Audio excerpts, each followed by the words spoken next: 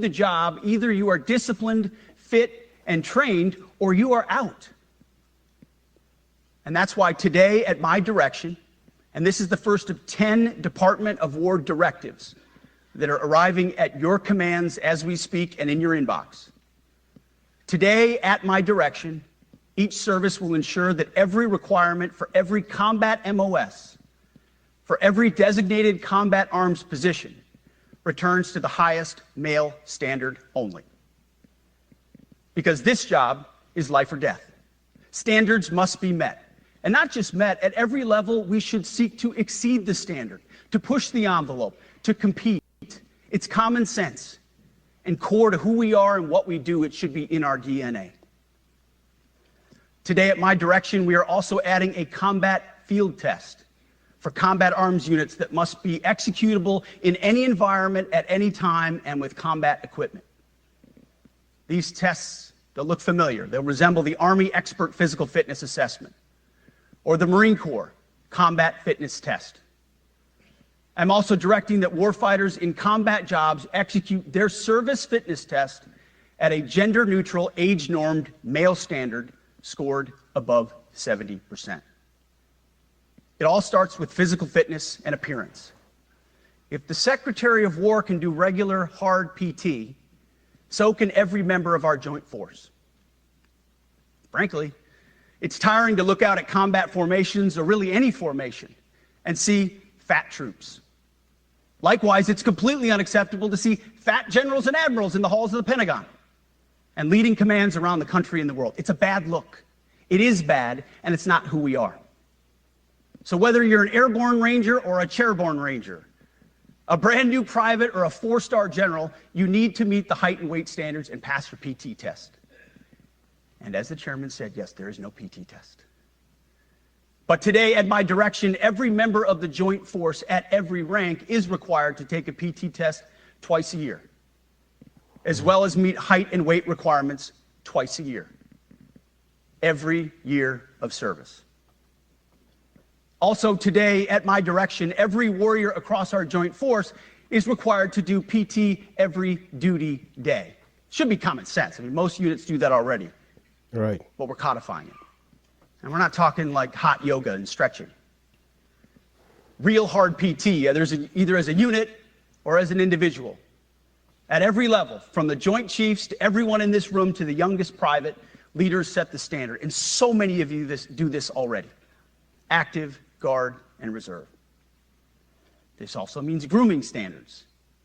No more beards, long hair, superficial individual expression. We're going to cut our hair, shave our beards, and adhere to standards. Because it's like the broken windows theory of policing. It's like when you let the small stuff go, the big stuff eventually goes.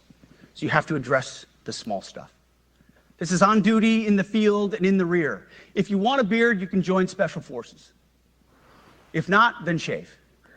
We don't have a military full of Nordic pagans. But unfortunately, we have had leaders who either refuse to call BS and enforce standards, or leaders who felt like they were not allowed to enforce standards. Both are unacceptable. And that's why today, at my direction, the era of unprofessional appearance is over. No more beardos. The era of rampant and ridiculous shaving profiles is done. Simply put, if you do not meet the male-level physical standards for combat positions, cannot pass a PT test, or don't want to shave and look professional, it's time for a new position or a new profession. Wow. Let's just pause on that for a second. That was Secretary of War Pete Hegseth. And I've got to tell you, this is exactly the type of leadership that we have been starving for in our military. For years, we've watched the armed forces get bogged down in progressive experiments. Diversity quotas, equity initiatives, bending physical standards, even bizarre policies around grooming and gender expressions. All of it at the expense of readiness, discipline, and lethality. And here comes Pete Hegseth saying what should be common sense. Either you can meet the standard or you are out. Period. No excuses, no exceptions. What he said, return to the highest male standard only. That's huge. Because war doesn't care about political correctness. Bullets don't care about your feelings. Combat doesn't bend itself to ideology. Either you are disciplined, trained, and fit enough to fight, or you're a liability to your brothers and sisters in arms. I love how he called it out directly. Fat troops, fat generals, fat admirals. That's been an open secret for years. The brass at the Pentagon look more like bureaucrats than war fighters. He's saying, enough. If you can't pass PT, if you can't meet the weight and appearance standards, if you can't shave and look professional, then you don't belong in uniform.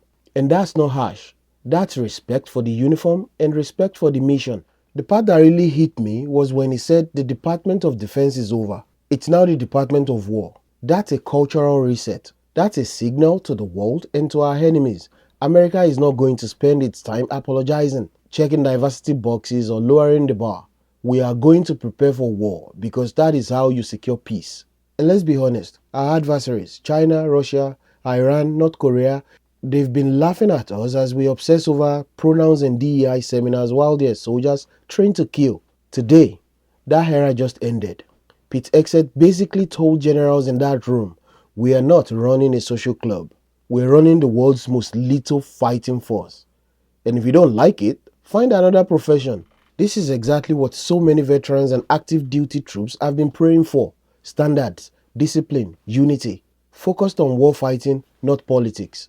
So yeah, I'm fired up about this. It feels like the tide is turning back to common sense. Back to strength, back to the America that wins wars and deters enemies by sheer force and readiness. My takeaway, if this directive sticks, if it's enforced top to bottom and not watered down by bureaucracy, then we are watching the rebirth of the US military as a war-fighting institution again.